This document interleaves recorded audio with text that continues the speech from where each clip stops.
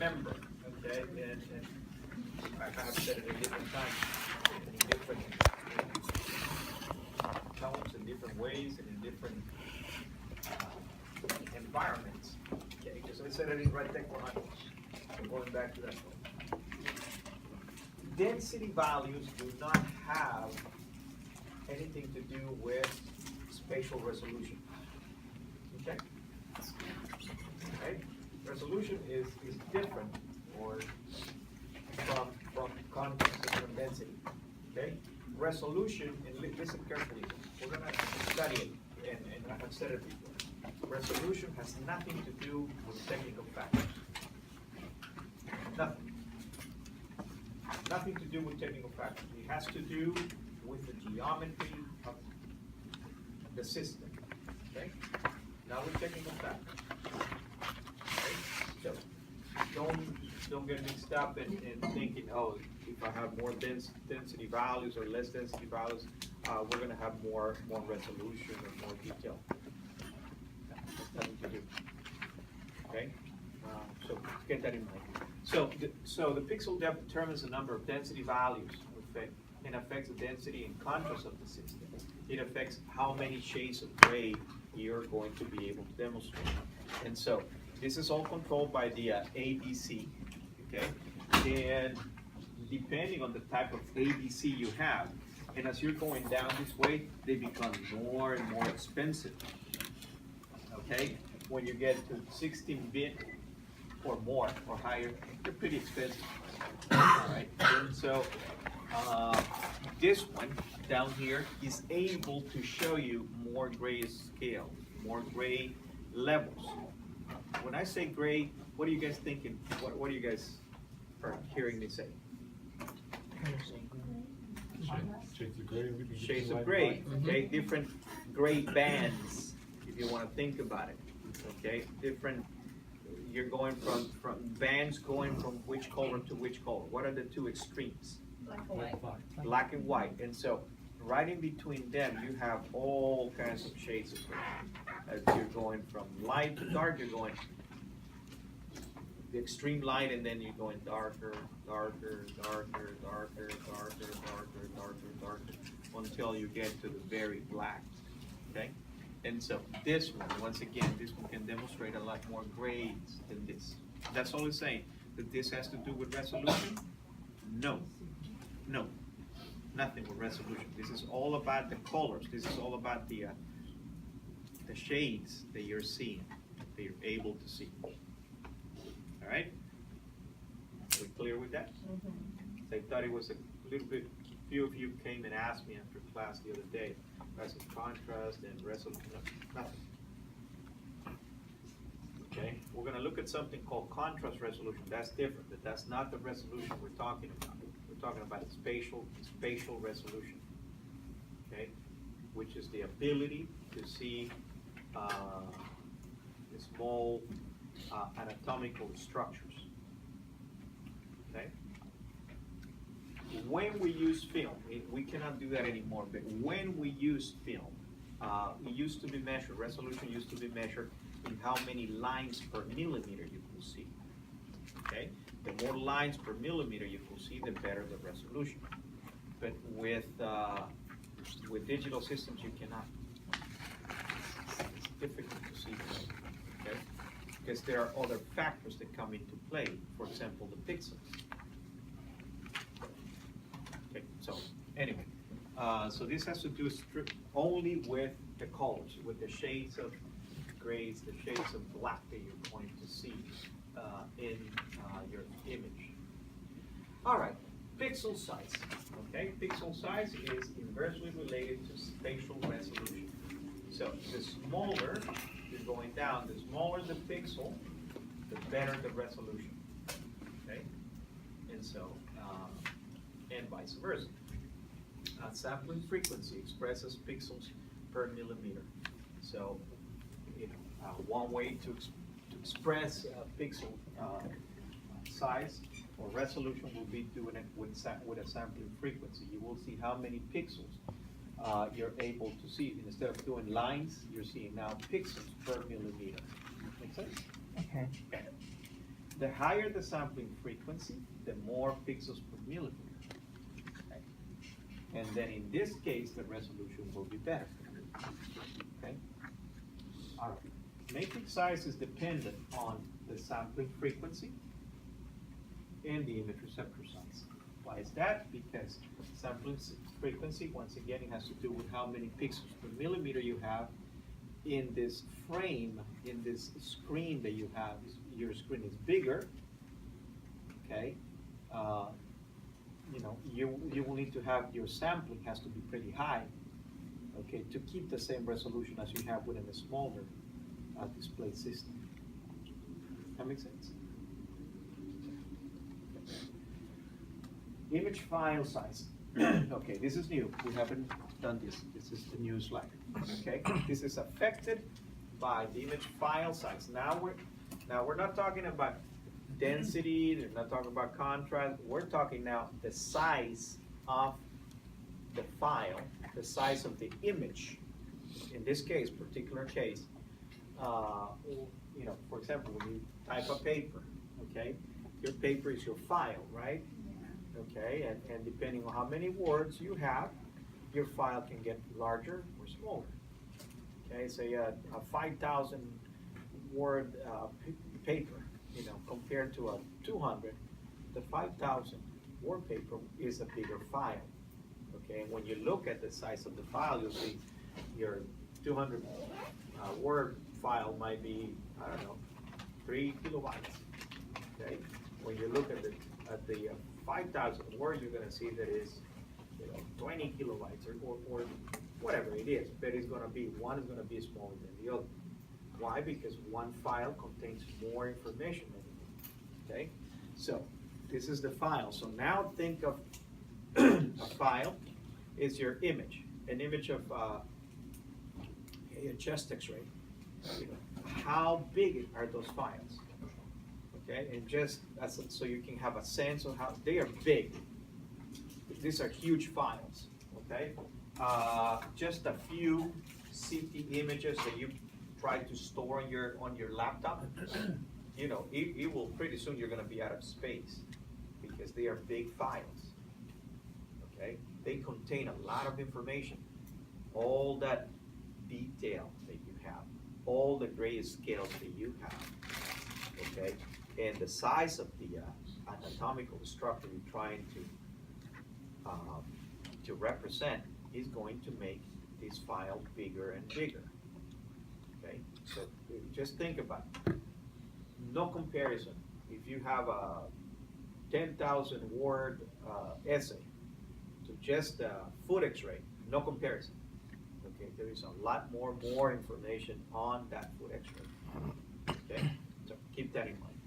So what affects that, the size of that file? Okay, what affects the size of that chest X-ray, foot X-ray, hand X-ray, whatever it is? It will be the pixel size, okay, the matrix, and the bit depth. Everything that we have looked at before. The pixel size, the smaller the pixel size, okay, right? Then the more information you're going to have, okay? The matrix, the bigger the matrix, okay, the bigger the file, and then the bit depth. Bit depth, once again, has to do with what? Ones and zeros. Yeah, but when we say bit depth, Like ball locks? Shades of gray. the shades of gray. Oh, shades of gray. How many shades of gray? Remember, a 16-bit is a big, you have, take a look. 65,536 shades of gray that you can show. That many shades of gray, and they can get bigger. And so, so the bit size, the bit depth size. So will is all, that the same as the pixel depth? a pixel depth is within that pixel, how many shades of gray you can represent. Okay. This is for the whole file, Okay. okay? All right, these three determine the size of your computer file. Okay, all three of them. Pixel, size, matrix.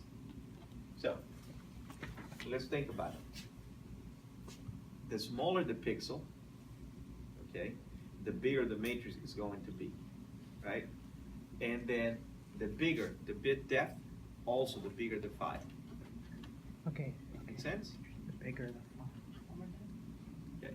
The smaller the pixel, okay, then the bigger the matrix is going to be, because you can place more pixels in a area. Okay, millimeter, centimeter, whatever you want to use, inch, whatever you want to use. You're going to be able to put more. So smaller, the bigger the matrix becomes. Also, the bigger the bit depth, the more information it is. When you're comparing, for example, a 10-bit to a 16-bit, it's a lot bigger. Okay. Okay, pre-processing. Okay, the pre-processing. So before you process the information, okay, you have to communicate to the system. First, you have to tell your computer. Okay, you take the X-ray, and once again, we're talking CR, right? Are you with me? Yeah. That's what we've been talking about. CR system. A lot of the characteristics that we're looking at will also apply to DR. So let's think about this. This is all CR. First, you have to tell when you do an X-ray and you bring your plate, right? Bring your plate. You're ready to develop the image. You have to tell the computer what is it that you're developing. Computers don't know. Computers don't know anatomy. Computers don't think. So you, the technologists, have to tell the computer, this is a hand X-ray. This is a chest X-ray. This is an abdomen X-ray. This is whatever. Okay? Isn't that what you do? Isn't that when you pick a menu from a menu? You pick an abdomen, a pediatrics abdomen, an AP chest, a PA chest, a recumbent chest. You know, you provide that information to the computer, and the computer will analyze it once you tell it what you're trying to do. If you just try to develop it, the computer doesn't know what to do with that information. And so you need to tell it what part. You also need to inform the computer what orientation, okay, what orientation the part will have. And this is, say, for example, is it upright? Is it AP? Is it PA? Okay, that's the orientation that you need to give. Otherwise, your computer will mismark it. Okay? You following me? Okay. And then you also have to tell the number of projections you're using per plate. Okay, let me explain a little bit about this. Those of you using CR, okay, you've probably been told that you can only do one projection per plate. And it's not because the system is not capable of doing multiple projections per plate. You could do 3, 4, 5 projections in a plate. The problem is that, the problem came up because when you do multiple images in one plate, then you can only bill the patient or bill the insurance company or bill Medicare. You can only bill it for one projection because they are looking at one frame. Okay, and so the solution that hospitals came up with is not deal with this. Let's just make each projection in each plate so we can charge Medicare and insurance companies properly. That make sense? But the system is capable. You can do 3 images. And that's what we used to do with film. With film, there was no problem. We used to do 3, 4 images in one plate. Okay? But, you know, billing was done by hand and everything. Now, billing is done by computers. And if the computer sees you took one plate, they're going to charge for 1 X-ray. Okay? And I don't know, is there, you know, those of you who work with computers and systems and stuff like that, you can say, well, that could be fixed, you know, you can, why they didn't do it, I don't know. I don't get involved with that, okay? And so hospitals, the easiest way for them to do this was to, okay, each projection in each plate. That's fine, okay? But the system, just keep in mind, the system is able to do multiple projections. If you do that, question? No, sir. No, okay. Dangerous to move your hair off your. Okay, so if you do multiple projections, you also have to tell the computer, hey, I'm doing 2 images in one plate. Okay, because the computer won't understand and it will process just 1 image. Okay. All right, the analog to digital conversion. Okay. The system will locate the raw data. Okay. Raw data is what? When I say raw data, what is that? Huh? Is it the 001110? Could be. Okay. Anybody else? What is raw data? What is raw material?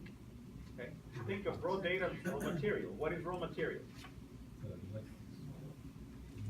Okay.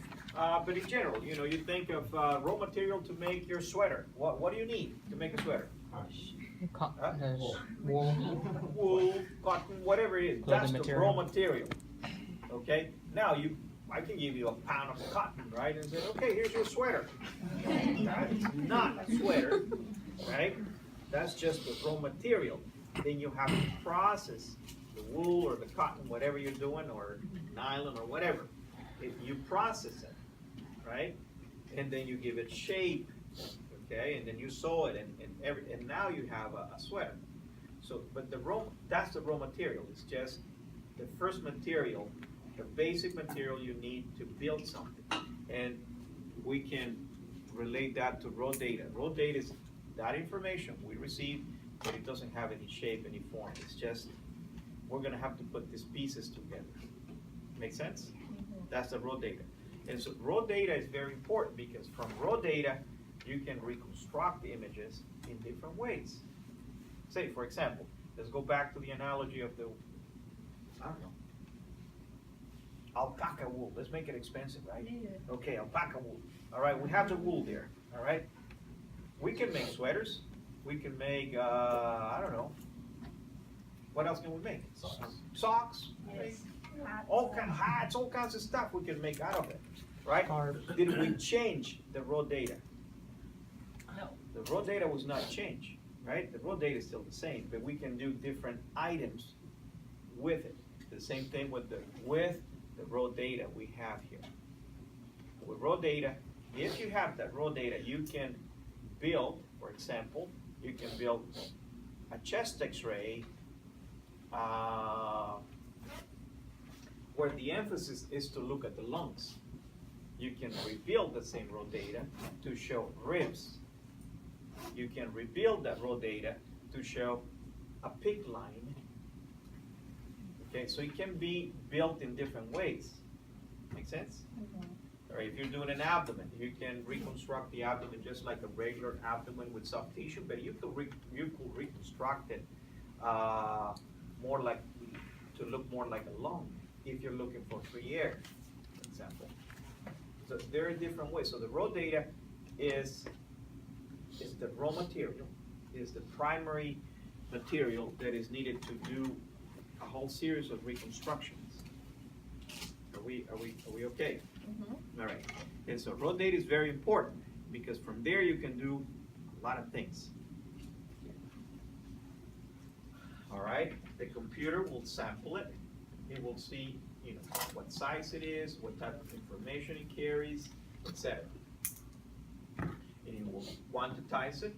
Quantize it means it has to do with quantity. So you see how much of raw data you have.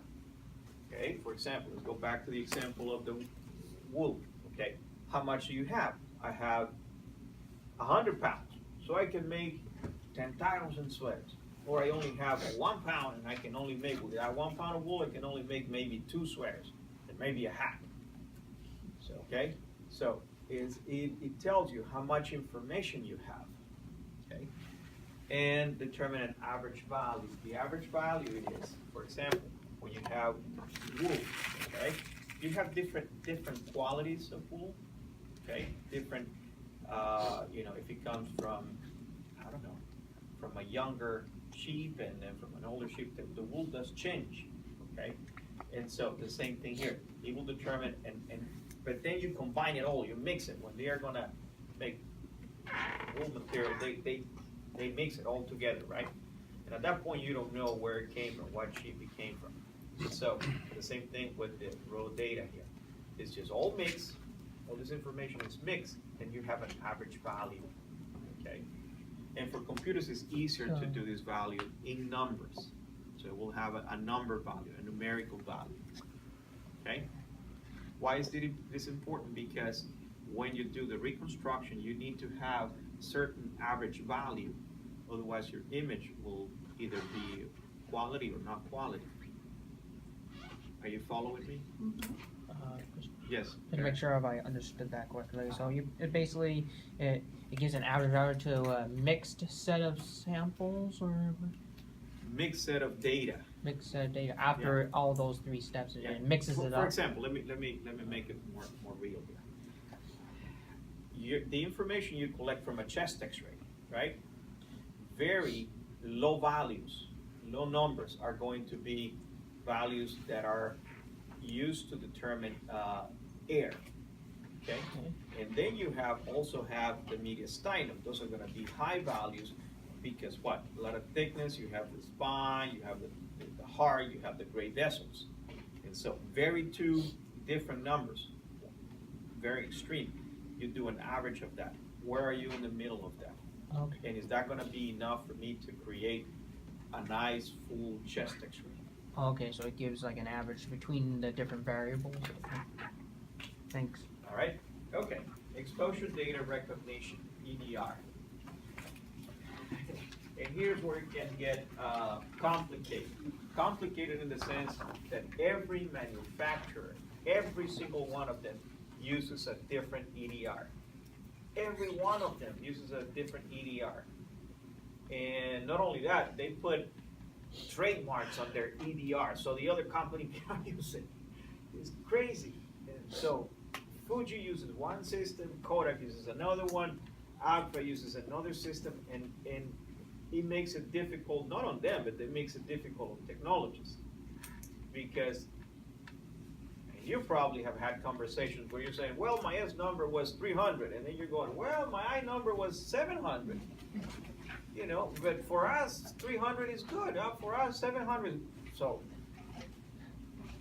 you're talking, one person is talking Chinese and the other person is talking Japanese. They are not understanding each other. Different languages, different ways of doing. Even the math that is used to create these images are different. Okay? So it's something that we have to deal with. Okay, maybe in 10, 20, 30 years, I don't know. Maybe we're using another system and everybody uses the same. Okay, but you know, for now, everyone uses a different EDR. Okay, so when we talk about EDR, it's the way of locating the raw data. Okay, and how your system will recognize that data. Okay, all right, and in general. Okay, the Fuji system. And why do I talk about the Fuji system? Because that was the first one. Okay, they were the first ones. And you said, well, no, Kodak wasn't. No, well, I told you the story. Okay, you know. All right, this is the Fuji system. This is what they use. The other manufacturers use something very similar. It's going to be pretty much the same, but they call it something else. And the numerical values they use are different too. Okay, all right, so just like you, I had to learn it that way too. Okay. So, all right, so the Fuji system, the methods of locating the data, they can be automatic, semi-automatic, and fixed. Okay, those are the three. And all the other manufacturers, they do the same. Okay, calling it a different name. How they reconstruct it, that's beyond us. I mean, that's their problem. Okay, so automatic. Automatic means that adjust the latitude and sensitivity for the image. So the system itself, that's why it's called automatic, because you don't have to do anything. The computer will handle all the raw data. It will handle the information and it will adjust. Latitude has to do with the shades of gray. How many shades of gray is going to apply to that raw data? Okay. And then the sensitivity has to do with how it will reconstruct it. Okay, how the image will be reconstructed. Do you want a chest X-ray to demonstrate lung? Do you want a chest X-ray to demonstrate bone? What is it? How you want it? That has to do with the sensitivity. Okay, so The semi-automatic, it will adjust the sensitivity, okay, but it will not adjust the latitude for you. And so the latitude, you will have to adjust it. Okay, you will have to adjust it. And then there is the fix. Okay, fix doesn't do anything. Fix doesn't adjust the sensitivity, and it doesn't adjust the latitude. So fix, it will be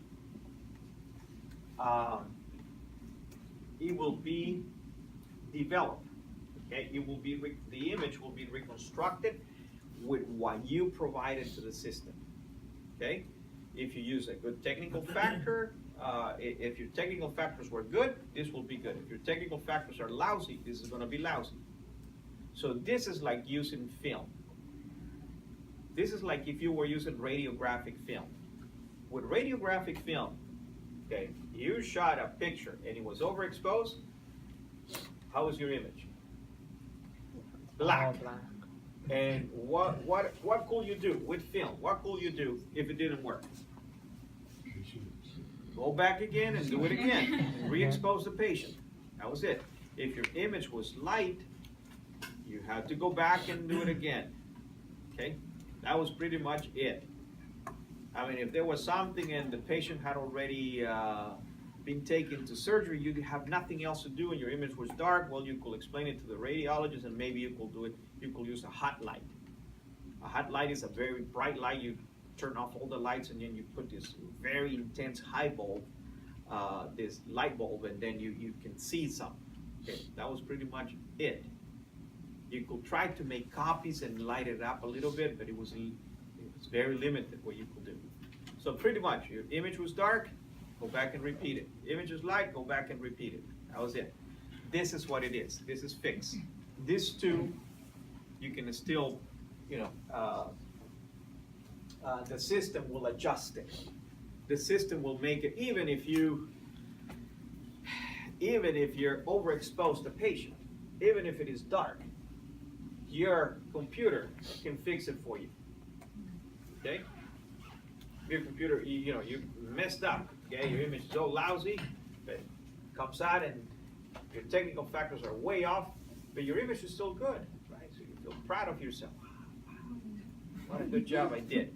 And that's when you need your index number. Your index number, your S number, index, I number is important because that is telling you, no, you did not do a great job. You overexposed this patient. You underexposed this patient. But because you have the help of a computer, you can fix it. Okay? And here's where, if you don't know technical factors, if you don't know techniques well, then you can overexpose patients. And that's the danger of digital system, that patients can be overexposed. All right? Are you following me here? That was a note on the side. That was just for you to think about.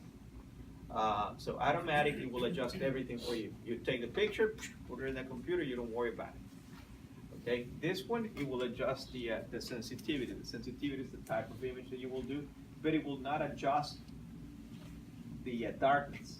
Okay? So your technical factors better be right on the spot. Okay? And fixed, it will not do anything. Okay? You better come up with everything perfect. Yeah. So sensitivity refers to how the image is reconstructed? Uh-huh. Oh, okay. Any other question? Any other question? No? We good? You guys need a little break? Let's take a break. Let's take a 10-minute break. Come back at 5 to 11. I'm looking at Some of you are just about